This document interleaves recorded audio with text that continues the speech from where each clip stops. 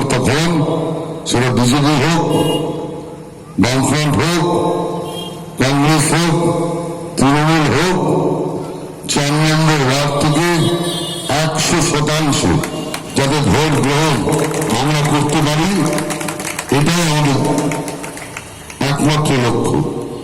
আমরা চাই এই 100% ভোট গ্রহণের পর নরেন্দ্র মোদী, অমিত শাহ যারা বাংলায় এসে বিভিন্ন হুমকি দিচ্ছে তাদের মুখে ঝামা ঘষিয়ে আরেকবার তৃণমূল কর্মীরা প্রমাণ করে দিই যে ছাপ্পা ভোটে তৃণমূল কর্মীরা ভোট গ্রহণ করে ভোটে জেতেনি, মানুষের সমর্থনে 2011-তে প্রথমবার, 2016-তে দ্বিতীয়বার, 2021-এ তৃতীয়বার এবং আবার 2026-এ গণতান্ত্রিক উপায়ে যে মানুষ যে দলের সমর্থক বিধানসভায় জয়যুক্ত হয়ে তৃণমূল কর্মীরা জয়যুক্ত হবে।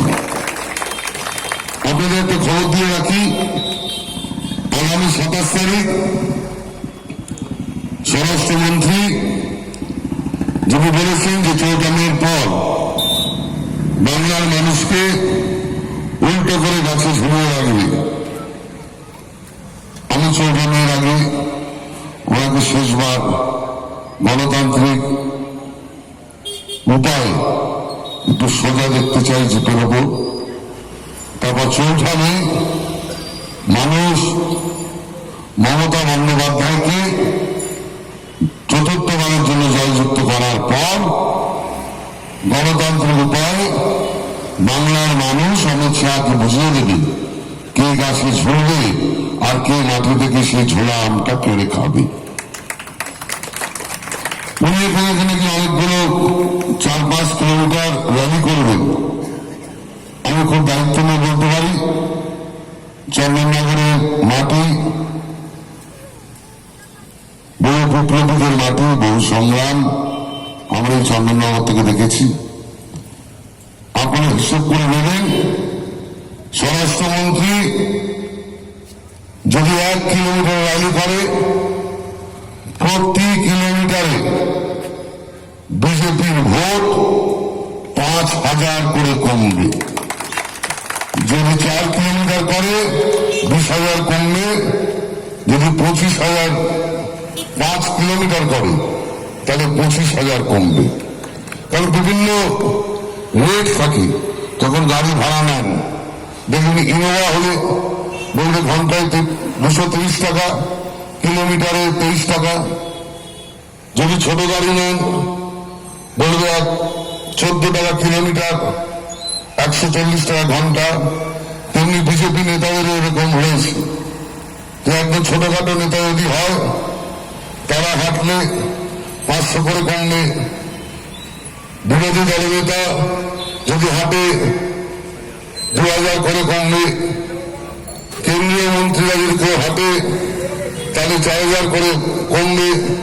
আর স্বরাষ্ট্রমন্ত্রী আর নরেন্দ্র মোদী যদি হাঁটে চন্দননগরের বুকে প্রতি কিলোমিটারে 5,000 করে ভোট বেশি তৃণমূল কংগ্রেসের ইভিএমে 29 তারিখ পড়বে।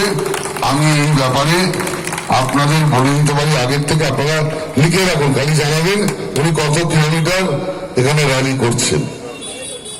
আর এবারে ভোটে আপনাদের মমতা বন্দ্যোপাধ্যায়কে জেতাতে হবে না, প্রার্থী হিসাবে আমাকেও জেতাতে হবে না। আমার একমাত্র অনুরোধ আপনাদের কাছে, এবারে আপনারা নিজের ভোট নিজে দিয়ে নিজেদের জেতান, নিজেদের অধিকারকে জেতান, নিজের বাড়ির ঠিকানার অধিকারকে জেতান, নিজের খাদ্যাভ্যাস কি হবে সেই অধিকারকে জেতান। বাংলা সংস্কৃতি, বাংলার ঐতিহ্য, বাংলার অস্মিতা, বাংলার নতুন প্রজন্মের ভবিষ্যৎ যাতে সুরক্ষিত থাকে সেই অধিকারকে আপনারা জিতুন। মমতা বন্দ্যোপাধ্যায়কে জেতাতে হবে না। মমতা বন্দ্যোপাধ্যায় আপনাদের সঙ্গে ছিল, মমতা বন্দ্যোপাধ্যায় আপনাদের সঙ্গে আছে এবং আপনারা ভোট দেওয়া মানেই মমতা বন্দ্যোপাধ্যায়কে দেবেন এবং আগামী দিনেও মমতা বন্দ্যোপাধ্যায় থাকবে, যাতে আমরা 29 তারিখের পর 4 মে ভোট গণনার পর হিন্দু, মুসলিম, শিখ, ইসাই, বাংলার সব সম্প্রদায়ের মানুষ, সব ধর্মের মানুষ একসাথে গিয়ে উঠতে পারি। ভাইয়ের মায়ের এত স্নেহ কোথায় গেলে পাবে কেহ, ওমা তোমার চরণ দুটি বক্ষে আমার ধরি, আমার এই দেশেতেই জন্ম যেন এই দেশেতেই মরি, এমন দেশটি কোথাও খুঁজে পাবে না কো তুমি, সকল দেশের সেরা সে যে আমার জন্মভূমি, সে যে আমার জন্মভূমি, সে যে আমার বঙ্গভূমি। আমার আলাদা করে কিছু বলার নেই।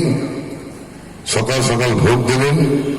মোদির লাইনে অনেক দাঁড়িয়েছেন, যতবার দাঁড়িয়েছেন বাংলার মানুষ হয়রান হয়েছে। আবার দিদির লাইনে দাঁড়িয়েছেন, যতবার দাঁড়িয়েছেন কোনোবার কন্যাশ্রী, কোনোবার রূপশ্রী, কোনোবার যুবসাথী, কোনোবার স্বাস্থ্যসাথী পেয়েছেন। এই হলো দুটো লাইনের তফাৎ। তাই শেষবারের জন্য এই 29 তারিখ আগামী 5 বছর বাংলার মানুষের অধিকার যাতে অটুট থাকে, যাতে অক্ষুণ্ণ থাকে, তার জন্য যতই কষ্ট হোক আজ ইলেকশন কমিশন, বিজেপি সরকার বিভিন্নভাবে চক্রান্ত করবে যাতে আপনাদের কিছু অংশ বিরক্ত হয়ে বাড়ি চলে যান। কিন্তু একটাই গান মনে মনে গাইবেন দিদির উদ্দেশ্যে, আমার ভিতর বাহিরে অন্তরে অন্তরে আছো তুমি হৃদয় জুড়ে, অথবা তোমায় হৃদ মাজারে রাখবো ছেড়ে দেব না।